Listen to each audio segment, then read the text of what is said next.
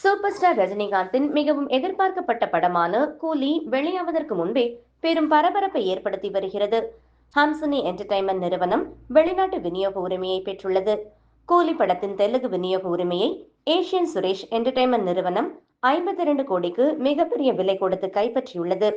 கூலியின் சர்வதேச விநியோக உரிமைகள் இதுவரை இல்லாத அளவுக்கு 85 கோடிக்கு விற்கப்பட்டுள்ளது. எந்த தமிழ் படத்திற்கும் இல்லாத அளவுக்கு அதிக தொகைக்கு விற்பனையாகியுள்ளது. லோகேஷ் இயக்கத்தில் இந்த படம் ஆகஸ்ட் 14ஆம் தேதி உலக அளவில் வெளியிடப்பட உள்ளது.